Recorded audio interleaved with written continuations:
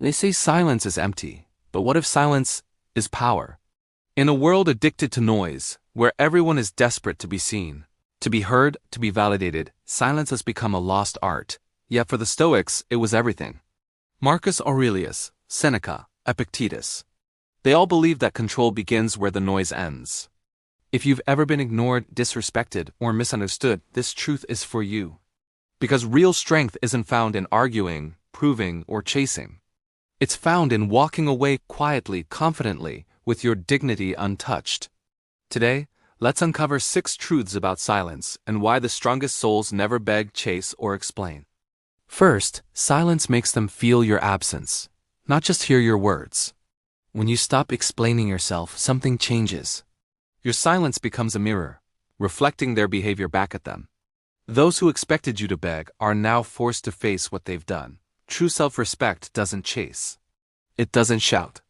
It detaches and lets absence do the talking. As Elbert Hubbard said, "He who does not understand your silence will never understand your words." Second, silence helps you hear the truth louder. After being hurt, most people run for closure, for advice, for distraction. But the Stoic doesn't run outward. They turn inward. Because when the noise fades, truth rises. You realize the pain wasn't just from their actions. It was from your attachment. You don't need closure from them. You need peace within yourself. Marcus Aurelius wrote, "The pain is not due to the thing itself, but to your estimate of it." Silence reveals what the heart already knows. Third, begging for closure is self-betrayal. Let's be honest, if they truly cared, you wouldn't have to beg for an explanation. Closure from others isn't healing. It's control disguised as compassion. When you stop seeking answers from those who hurt you, you reclaim your power. Epictetus said, "Don't explain your philosophy. Embody it." You don't need another conversation. Your silence is the ending. Your dignity is the closure. Fourth, silence exposes what words try to hide. Words can lie. Actions rarely do. When you go silent, masks fall off. You stop hearing promises and start seeing patterns. Energy doesn't lie. Ralph Waldo Emerson once said, "What you do speaks so loudly that I cannot hear what you say." Silence isn't weakness. It's awareness.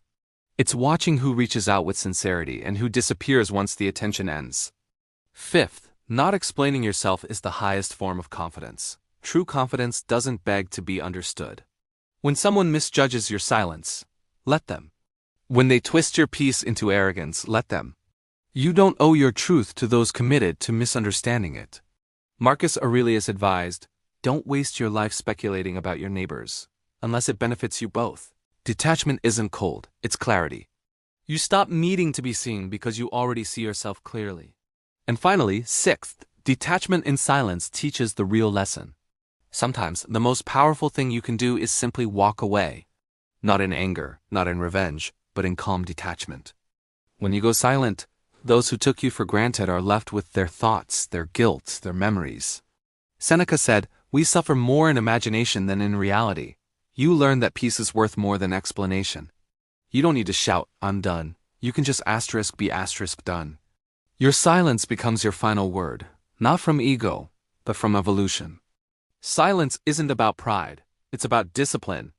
Every time you choose not to react, you strengthen your peace. Every time you walk away quietly, you remind yourself, you don't need to be loud to be powerful. Let your silence speak. Let your absence teach, and let your peace become your loudest statement. Because sometimes, your silence is your last word, and your most powerful one. Thanks for watching. If this message resonated with you, subscribe for more modern reflections on timeless wisdom.